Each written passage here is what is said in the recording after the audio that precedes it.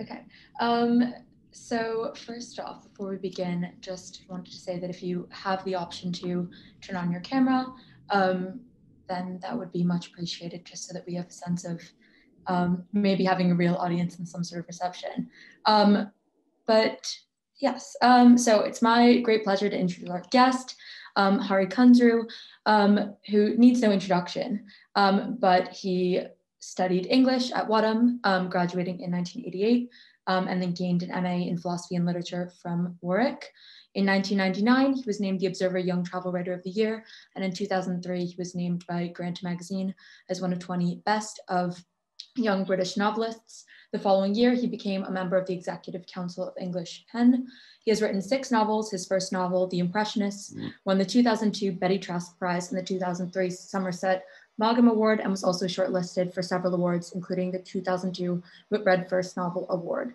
His second novel, Transmission, won him the inaugural Disciple Award at the British Book Awards and was named New York Times Notable Book of the Year. His other novels are Gods Without Men, Memory Palace, White Tears, and most recently, Red Pill. He lives and teaches in New York City and is a regular contributor on topics such as autocracy, technology, race, identity, and nationalism to the New York Review. And he is married to the novelist Katie Kitamura, and they have 2 children. So yeah, and generally, his work's absolutely beautiful and cutting, and generally a pleasure to read. I really recommend it if anyone hasn't had the chance. My first question is, how did studying English here at Whatem help shape your thinking? And sort of if you could speak a little bit about the path from Whatem that led you to becoming a novelist and a commentator. I should say that I came up to Wadham in 1988 and I graduated in 91, so I'm slightly later than you said. But I mean, Wadham was really important for me. I mean, I had not, I think, especially enjoyed growing up where I grew up in Essex, and arriving at Oxford, especially to Wadham, to do English at Wadham was I don't know, it was like sort of stepping out into the open air, really. Like I was finally able to kind of explore it was like a sort of buffet table laid out for me of interesting and strange stuff. I was very lucky with my choice of Wadham, and I think I had a kind of inside track in that somebody's older sister's boyfriend was doing English at Wadham, and they invited me up for the weekend, and actually they really kindly took me around to about at least 10 different colleges and sort of buttonhole people and said, well, what's it like here, what kind of people are here. And I kind of knew I didn't want to be in a place that was sort of dominated by the boaties, and I sort of I was a sort of left leaning 18-year-old, and everything about I think I seem to remember there were also some very sort of cool looking people in the front quad who had passed, who had I just kind of clocked them and I thought, oh yeah, that's who I want to be around. So maybe my decision wasn't as high-minded as all that, but I landed in what was clearly the right place, in that it was an English department that was encouraging people to think for themselves and to sort of depart, and give us a lot of choice, a lot of freedom about what we wanted to read, within I think the fairly strict confines of an Oxford undergraduate English literature course. And I sort of dived straight in. I mean, I was not the most diligent student for the first couple of years, and I got very involved in theatre and I got very involved in a lot of social stuff. And then at the end of my second year, I gave up everything and focused completely on my English literature work, which is actually a very good decision in more ways than one. In that I kind of really felt that I was, I had been kind of like skimming the surface before that, and then I sort of developed a much deeper understanding of the material that I was studying. And as I say, I did quite a lot of theatre. I was involved in taking a play up to Edinburgh, but sort of realised that uh, I was quite kind of controlling character, possibly, and didn't and wanted to make things that turned out just like I wanted them to turn out, and that didn't I didn't have to marshal a lot of other people and beg for, I don't know, the right costume or something from somewhere, and I was more and more involved in writing, but I didn't dare. I mean, this is one thing to is certainly kind of interesting to think about, is that you're taught to be a critic, you're taught to be a sort of recipient of the work of the past, really. And the idea that I would make something myself seemed incredibly presumptuous at the time. And I have to say, I think it took me several years to sort of unlearn that deference, perhaps would be the way of putting it. But I I got an incredible education at Wadham, and I got a kind of depth of understanding of the English language and of the canon of English literature, that now I teach a lot of other a lot of students and graduate students that I meet who are trying to be writers who don't have that. And I can even though I didn't necessarily always enjoy my old English classes at the time, it's oddly enough some of that material and the medieval material has given me a sort of, I don't know, a sort of depth of understanding of the English language as a tool, and of the kind of aura of certain words that has really helped me be a writer. So I left I left Oxford with this vaguely, or rather sort of, I mean, a sense that I wanted to try and write, and not much else of a plan. And I did what people could do back in 1991, which is I went on the dole and did all sorts of odd jobs, and wrote a very ambitious, let's say, postmodern novel. And I think my poor parents, I think my mother had been bragging about her son at Oxford, and to all her friends, and then now I was conspicuously not doing well, not getting a job, not seeming to have much kind of connection with the world at all, really. I was and I sort of doggedly started writing, and then considered the rest of my life as a sort of support system for that project.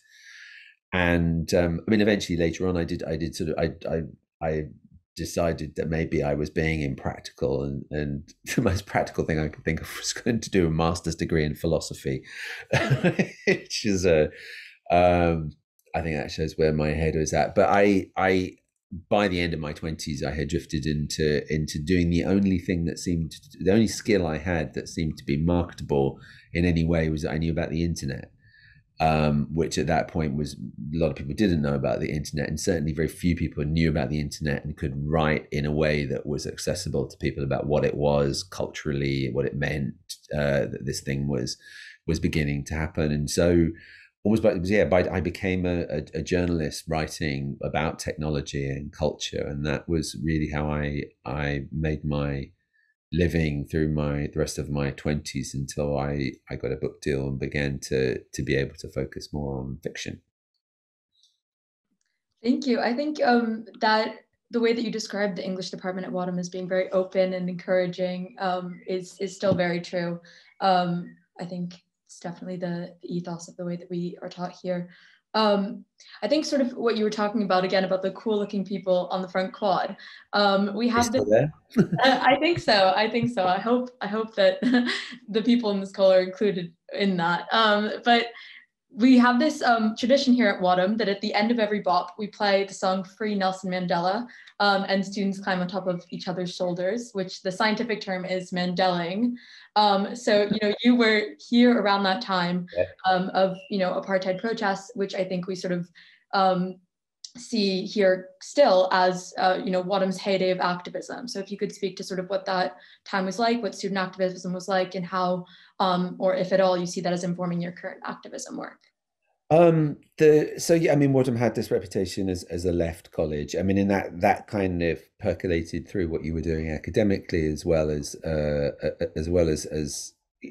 in other areas. I mean, one thing I should say, I remember being told by somebody at Christchurch about, we were discussing theory, which was a sort of topic back then, when one should have a literary theory, where there was even such a thing as literary theory, and at that time they were being told that they were sort of young gentlemen of letters, and that they didn't have such a crass thing as a theory because they just used their taste and judgment in order to approach books. And I was told that, well, you do red English and we do blue English.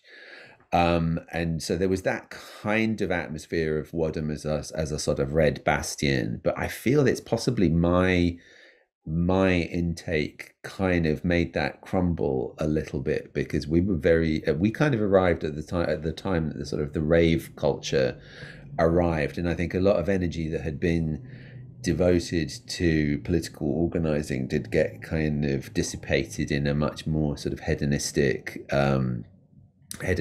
culture. But I mean, I remember the revolutionary communists tried to recruit me in my first week. I remember somebody turning up at my rooms to explain why I should be a part of a vanguard party, and I wasn't convinced by that. But I was very involved in the sort of causes that we were involved in. I mean, yeah, apartheid was part of it. The poll tax was a very important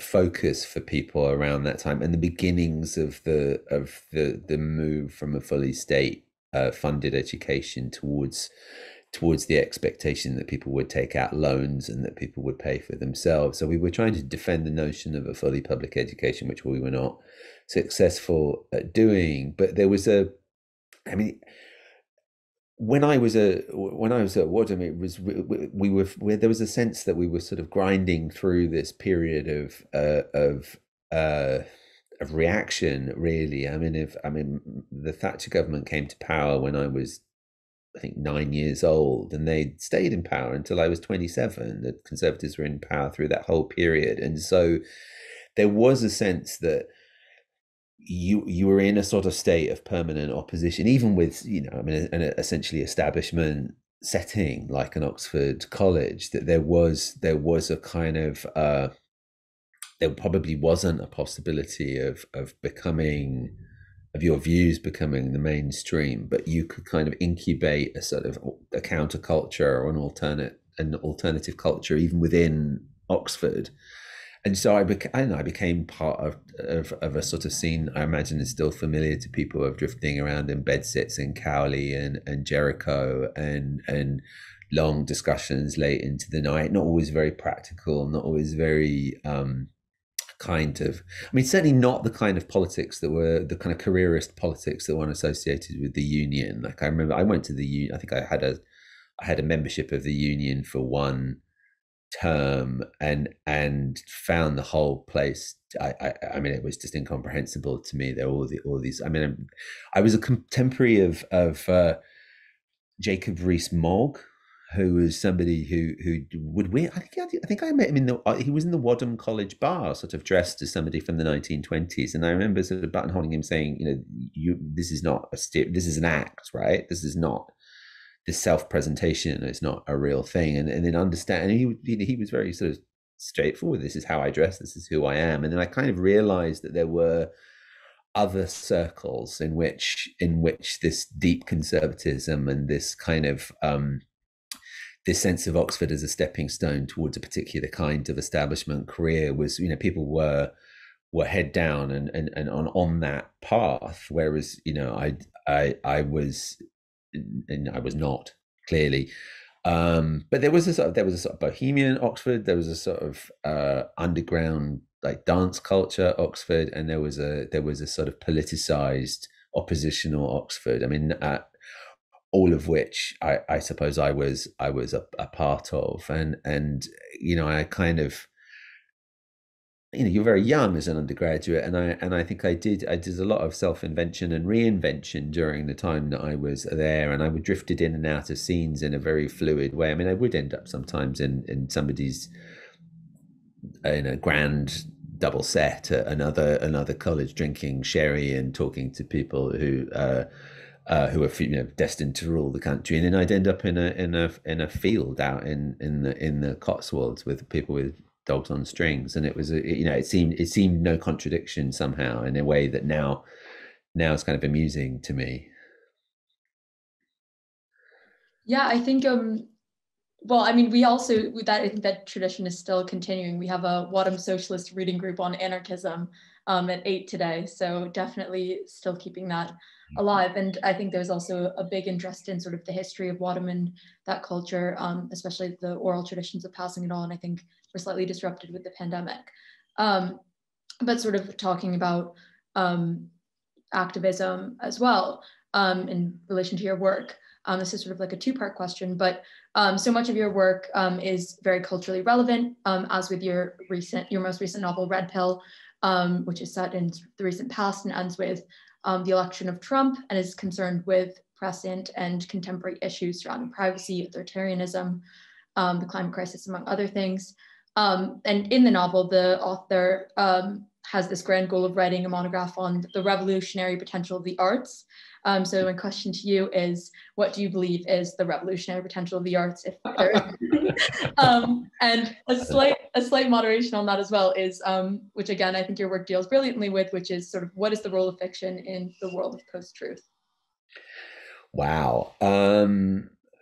Well, I suppose my the sort of sly joke I'm having with that character in Red Pill is, I mean, I suppose I did at one point imagine, that I might write something that had this sort of socially transformative effect, or would kind of would make change in that way. I mean, and I still believe that there's something kind of inherently political in the act of writing, in just what you choose to present and what you choose not to present is there's a politics to that. But I guess the sort of wryness of that is to do with the fact that if you want to make political change, well, then you need to organize rather than sit at home writing a piece of fiction. And I've discovered over the years that I'm not an organizer. I mean, I admire people who can do that work, and who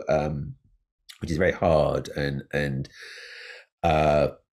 honorable work. But I'm perhaps because I don't play so well with others. I am a different kind of political creature. So I think you can. There is a politics to writing fiction, and one of the things that fiction does, obviously, is allow kind of connections to be made between the reader and other kinds of experience. And I think prose fiction is a very interesting tool for thinking about a complex world. I mean, you mentioned post-truth.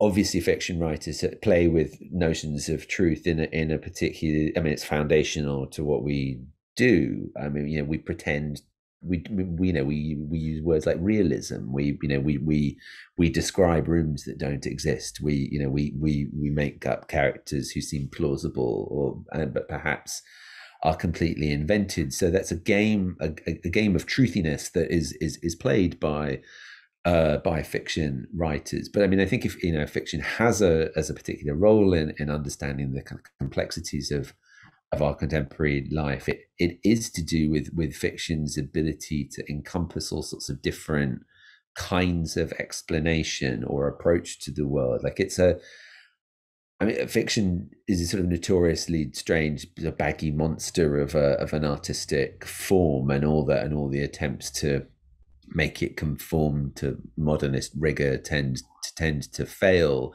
But in a piece of fiction, you can be psychological. You can make an explanation or a portrait of somebody's internal life, and then you can iris out from there. You can go out from there and talk about a social system in which they're embedded.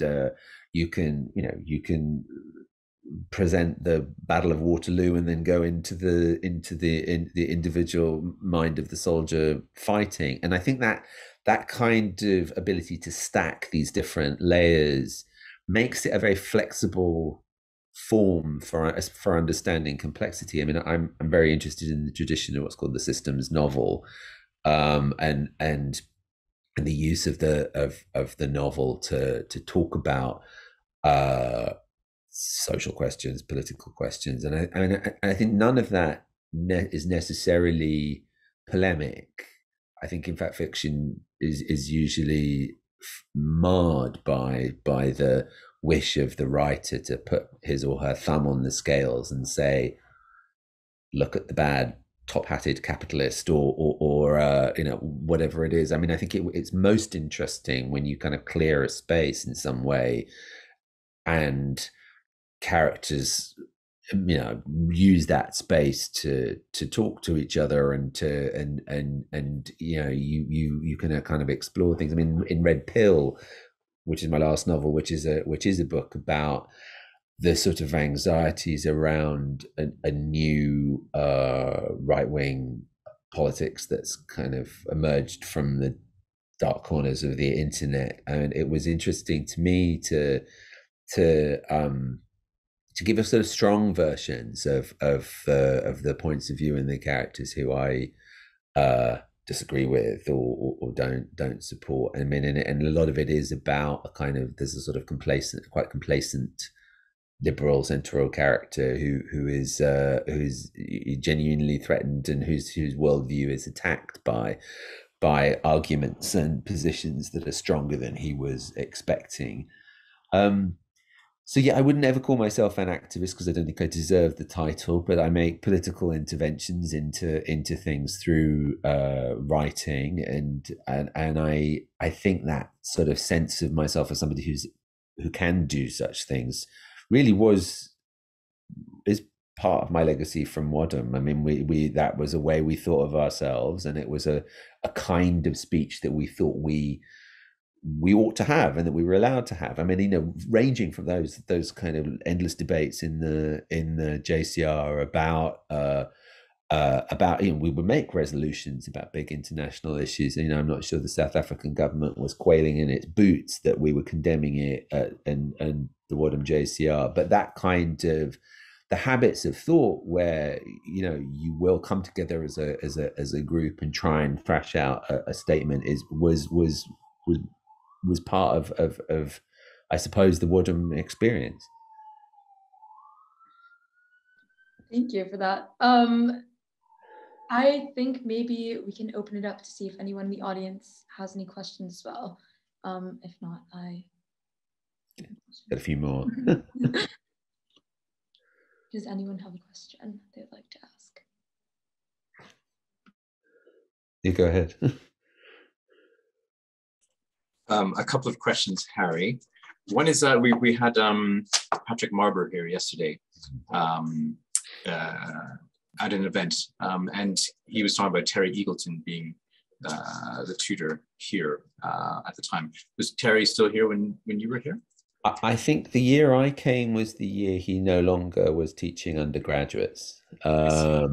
He was somebody, he was very important in my reasons for coming to Wadham, and I think the tone that he set in the department of a kind of engaged English literature was clearly very influential. I mean, I was tutored for my first year by somebody called Jerry Johnson, I think might be at Corpus now, but she is a specialist in modernism and Joyce, and also was the first person to kind of to actually puncture my sort of cocky 18-year-old boy feelings about my right to speak on anything and everything. I mean, I wanted to write an essay on Sylvia Plath, and she said, well, why should I let you do that? What makes you think that you have anything to say other than treading on her memory? And it was a very confrontational thing to say,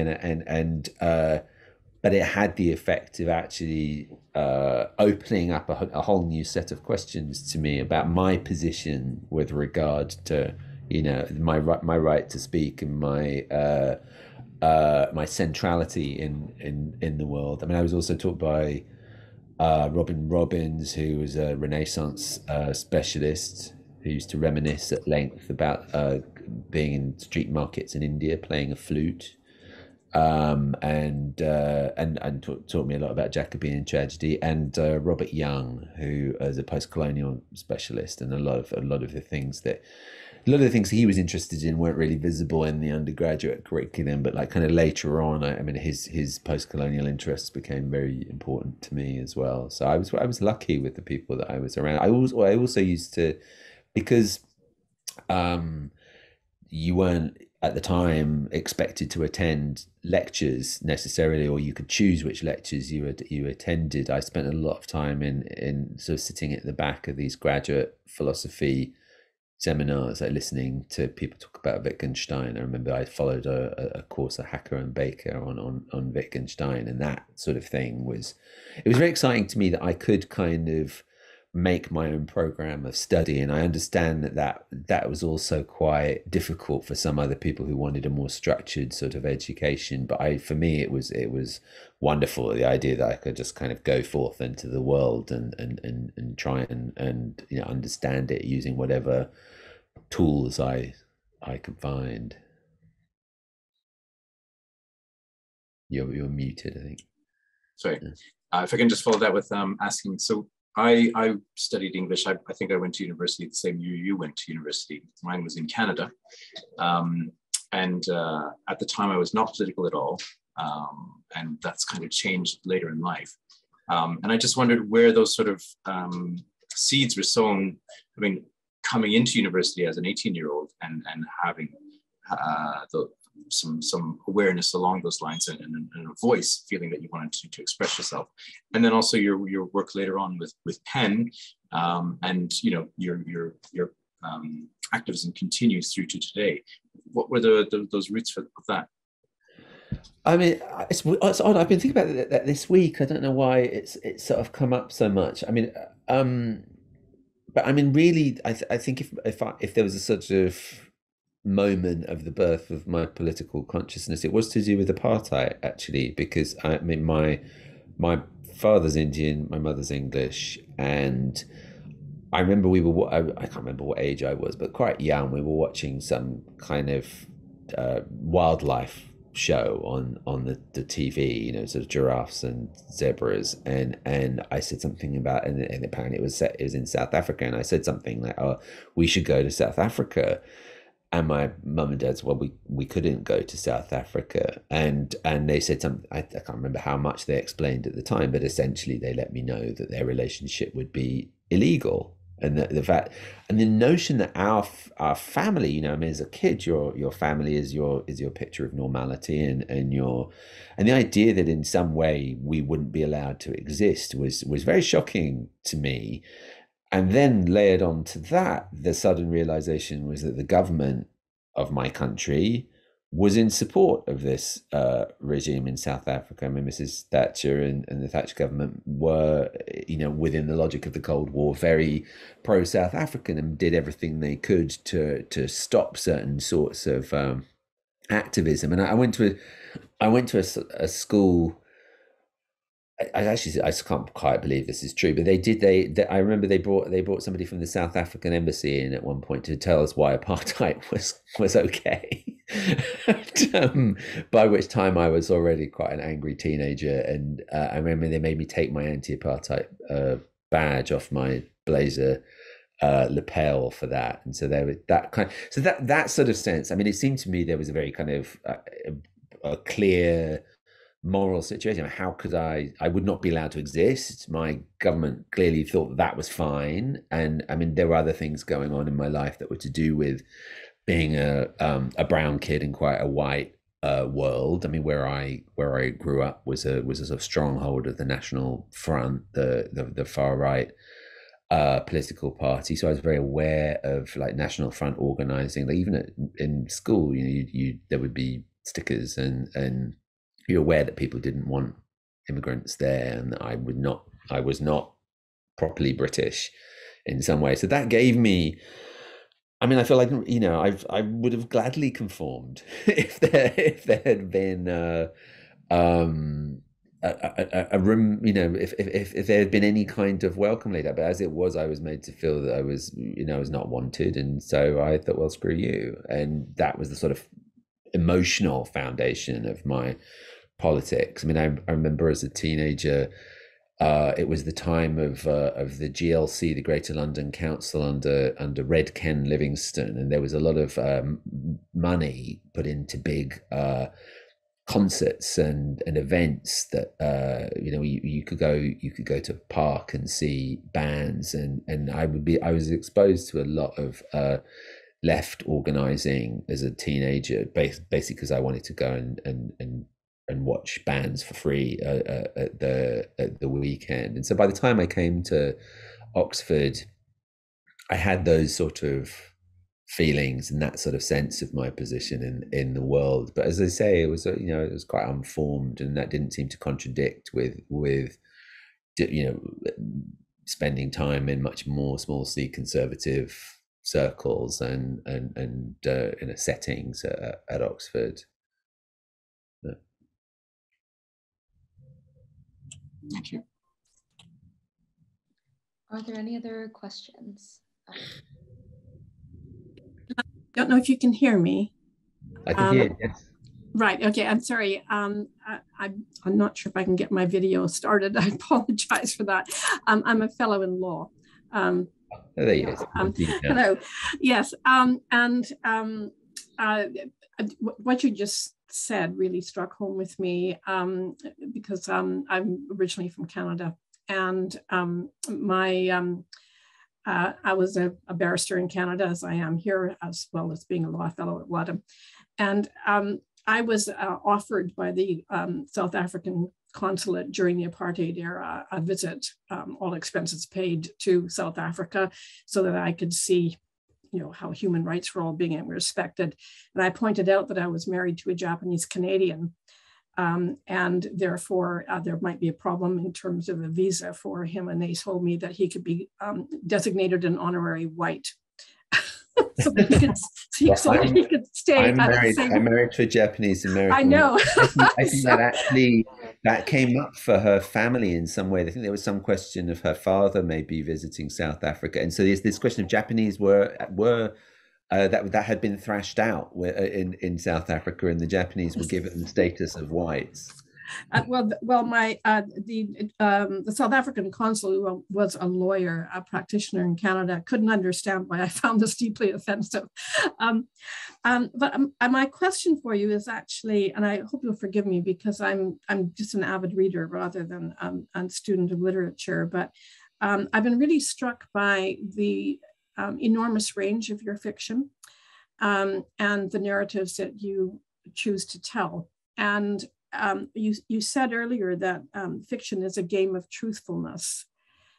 And I was wondering how you know when you can let go a novel to the publisher and through the editing process, given how well I feel everything I write is in effect my child, and consequently I've lost all perspective, and I'm constantly tweaking and twiddling. So at what point do you feel you can let that go? I mean, I think you have to be incredibly pragmatic about it, because I have never had the sense that my work is ever completely finished. It's almost like they prize it from your hands, and at which point you have to just accept it. I mean, I think, it is, there is an odd sort of the latter stages of, as I'm sure you know, of publishing any book length work. It comes back to you, and it comes back to you, and your scope for change is reduced as it goes from an edit on a Word document to a galley, and gets to the point where it will be a problem to change more than a few words. But I think there's a sort of training in offering up to the world, really, like you have to let go. I mean, you have no choice but to let go, and you hope that when you look at it years down the line, you can still find things that you're pleased with. But especially a book length piece of writing, it always feels like it's sort of dynamic. It feels like there's the potential for change. I've resisted the the impulse to kind of go back and sort of second guess myself, but I can completely understand what led Henry James to revise all his work for the New York edition, you know, and maybe not always to revise it in a way that bettered it, but yeah, there's something very artificial about that cutoff point where it no longer quite belongs to you and it's just out in the world. Thank you for the question. Does anyone else have any other questions? Okay. Yeah, go for it.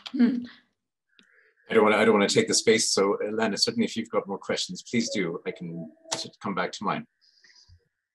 I have one more question that I'm interested in hearing the answer to. I mean, more, but one question for now, which is sort of a lot of your work, I think, shows like a deep interest in the archive and archival work, which occurs both in your writing process and within your work as well. In Red Pill, there's sort of a multitude of references, and also someone, you know, doing archival work or practicing archival work. So my question was sort of how this sense of archival processes interacts with your interest in writing about the internet, both because sort of the internet complicates, you know, the way that we've previously been able to archive work with authors deleting drafts and, you know, emails and texts. It's complicated how to preserve these things, but also how we sort of go about archiving the history of the internet because it is so fragmented. Obviously, the idea that the non-internet world is collapsible is definitely a fiction reliant on exclusion. But yeah, just your thoughts on that.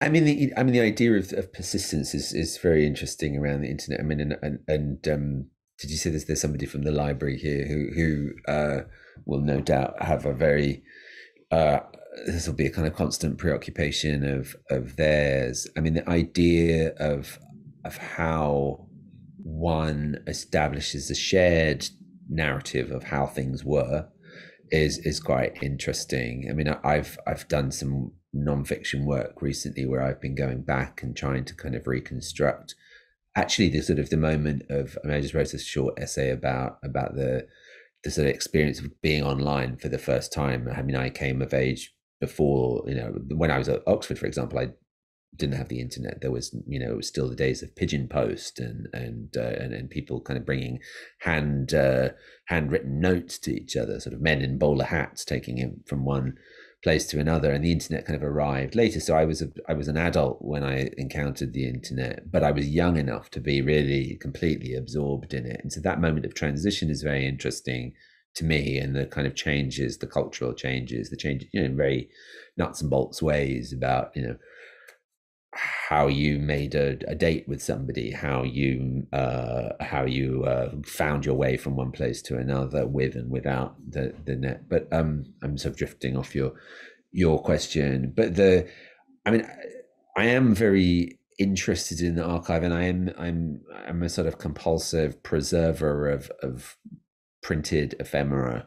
I have boxes of flyers and political pamphlets and just sort of weird things that I've picked up in junk shops, and so I have a great love for those sort of things. I mean, I love going to archives and being able to kind of pull up a box of I don't know, somebody's personal papers and discover the texture of a life in there, and I mean, that's something that gives me a sort of very basic, straightforward pleasure. But yeah, I mean, email inboxes, how you know, who has time to go through your inbox to try and kind of pick out the 5 emails that might be worth preserving because they're from somebody interesting and they're not about, you know, Viagra, whatever, you know, all the other things. So I mean, I think there's some, I mean, in our kind of internet enabled world, we'll have in some ways windows onto writers' process that we didn't have before. Like, I mean, for example, like whenever I open my novel in progress in the morning, I rename the document so that I have a complete trail of how I've changed it every day, and often that's useful to me because sometimes I've deleted something that I want to recover, and then I can go back and find that phrase or that passage again. But also, you know, were somebody to be interested, they could reconstruct how the book emerged day to day, which is probably unlikely to be true for somebody who is working in a kind of paper medium. But at the same time, there are all these other things, the correspondence and the sort of sense of people's relationships that do turn up in, you know, collections of letters. Those have gone now. I think, you know, I kind of I have a couple of a well-known writer friend lost her computer recently, and she's not one of life's backer-ups. And so there's a lot of correspondence that I think would have been of interest to scholars, and that's gone. And I don't know. I mean, we generate so much information, and then there's other kinds of data. There's other kinds of ways of knowing the world that we have now. So maybe it doesn't matter that we don't have these other things, but it's certainly, you know, as somebody whose impulse is to preserve, I do mourn that loss. Thank you. Yeah, did you have a question that you wanted to ask? Sure. So two things. Are you teaching English in New York City? I'm teaching creative writing. You're teaching creative writing. Okay. All right. So two things then. One is you mentioned before about the canon and coming to Wadham, and then having that canon that was there and enjoying that process of going through that and discovering the works of literature through that. So I wanted to find out, first of all, has your view on that canon changed? Especially, again, I think with some of your pen work and that in terms of what we respect and teach as something having merit and value. And then also just in terms of creative writing, we're not on your course, but I'm sure there are many here who would love to start doing some creative writing. Have you got any top tips then that you could distill from your teaching? I mean, teaching creative writing is quite a strange thing. I mean, I didn't have any creative writing teaching. You know, I mean, I was taught at Wadham to be a literary critic, and for years I was very skeptical about that. But what I do in my teaching practice now is I teach I teach a syllabus of books for writers. So I teach a lot of fiction in translation, actually. So I mean, there's a very interesting question about the canon and the sort of national siloing of canons that comes up there. But I try and introduce my students to work that they might not be familiar with, and we unpack it in a way that is useful to people who are trying to make things rather than just applying, you know, particular kind of critical perspectives to that. So I mean, you know, they do end up getting, you know, my thoughts on things, but they also, you know, we try and work out how you would generate certain effects and kind of how, you know, writers what process has generated particular kinds of text. But I mean, the question of the canon was already political when I was an undergraduate, and there was you know, questions about opening it up were live. I mean, and in retrospect, it seems, I mean, certainly I can kind of frighten the hell out of my American graduate students by saying, do you know how much medieval literature I had to do and how little the 20th century actually occupied my, you know, the 20th century was half of one term in my first year. That was it. That was all the 20th century literature we did. But as I say, I mean, you know, I found that grounding hugely important for me later, and I notice its absence in people who don't have it sometimes. But there were clear kind, you know, you would butt up against the limits of that in certain ways. Like, I mean, I decided as a I mean, I suppose, yeah, call it a political. I decided I wanted to write in my finals about somebody who wasn't white. And my options for doing that at the time were there was a Caribbean module, which would have been something, I think it would have been VS Naipaul, or there was but I was wanting to read things like Toni Morrison, who at the time was a kind of not the canonical writer she later became. And so I went to my tutor and I said, well, I want, I'd like to read some of these Black American writers. And he said, well, you won't get any questions on that in the finals. There will be nothing on the finals paper like that. But and also we don't have anybody who can teach you that. And which is extraordinary to me. I mean, the American literature option at the time was Hawthorne and Melville and Emily Dickinson and those kind of 19th century writers. I mean, I don't know whether it got up as far as modernism, but that was what there was.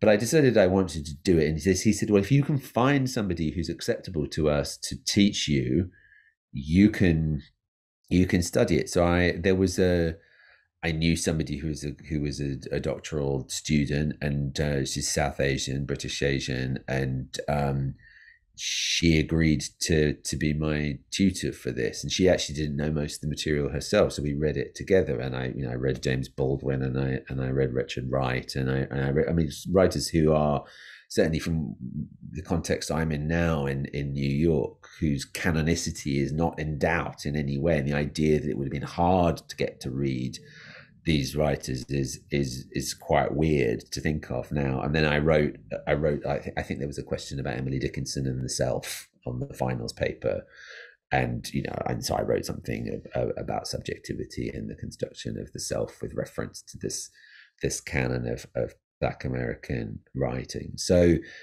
this kind of idea of decolonization, which is obviously has been quite big in Oxford lately, I hear.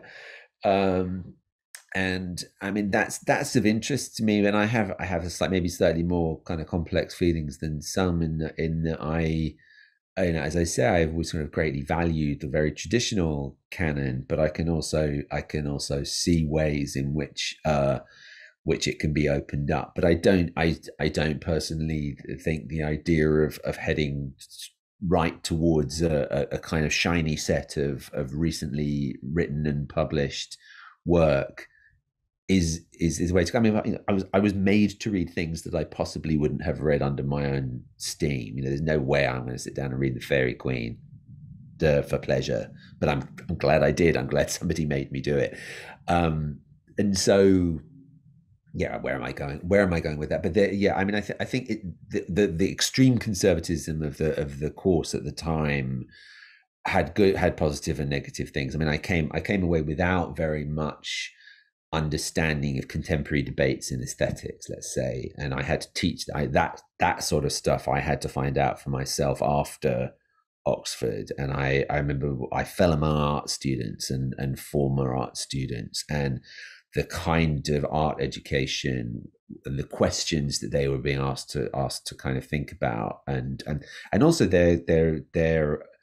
the way that art students were being taught to think of themselves as people who might make something. All that made me very jealous, and made me very kind of feel the poverty of the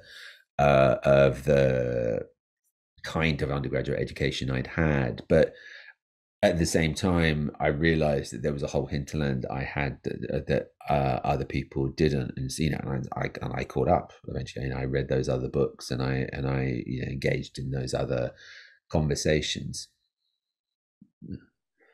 I think hopefully maybe this will make you happy, but we do have a strong tradition now with reading a lot of the people that you mentioned. We began the course by reading Toni Morrison, the wonderful head, or the main fellow of English here, Anki Mukherjee. Her recent book, What is a Classic, sort of interrogates all of these ideas of canonicity, and we read American slave narratives and all of that kind of stuff. So it's definitely none of that was part of the course when I was there. I mean, it was extraordinarily. I mean, the idea that we should read anyone American was still a bit frowned upon, I think. Yeah, no, it's. I think it is definitely changing. It's very exciting. But yes, I think maybe we have time for one short question. If anyone else has one, if not, I can. I can ask a question. So sort of along the lines of maybe being forced to read things you wouldn't have read otherwise. If there's one book or, you know, one lecture that you went to, something that you think you wouldn't have encountered otherwise, that you think has sort of been very influential to you in your life?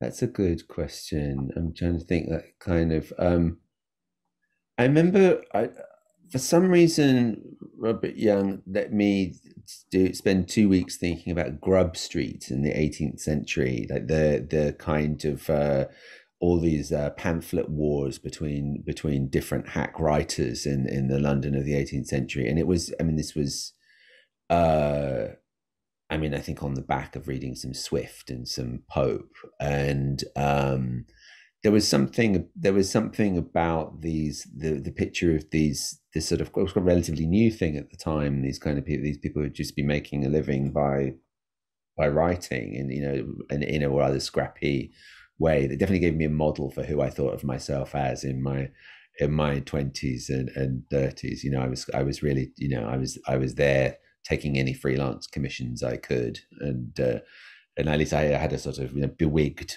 model for what I was doing.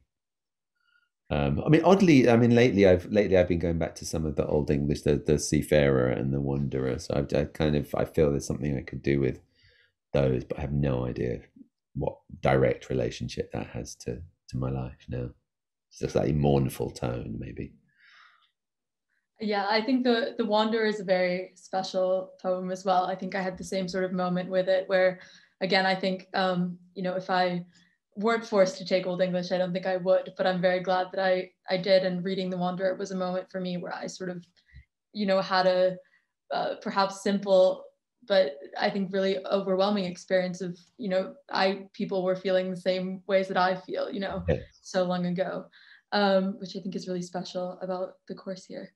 But yeah, so I think we are nearly done. Yeah. Laura, did you have one more? No? Okay. You mentioned, just going back to the really early days, and you mentioned Edinburgh and putting on a play up there. As a novelist, have you ever toyed with any sort of writing as a playwright, or have you just stuck with, I mean, obviously you do other writing, but I've written some. I wrote some radio drama at one point, and I've written some screenplays. But no, it was a rather traumatic experience going up to Edinburgh. I didn't even go into a theatre for about 2 years after that.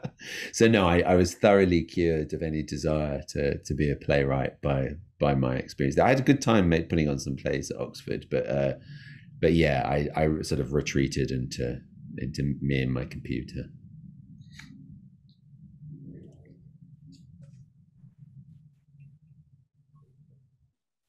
Okay. I think we only have two more minutes. But so I think maybe we'll wrap up.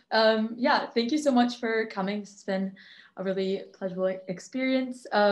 And yeah, thank you for all of your insights on Whatem and your work and the state of literature. It's been very, very interesting. Yeah. Well, nice to talk to you, and thank you all for your questions. It's been a pleasure, and I hope to be in Wadham quite soon. Yeah, on behalf of everybody else, again, thank you so much for taking the time to speak to us, and we certainly hope that usually on these series we have drinks next and then high table dinner, so yeah, we owe you, and definitely look forward to and feed me at some point. Absolutely, yeah. But thank you so much for taking the time. It's all right. a privilege. Thank you so much. Thanks everyone. Bye now.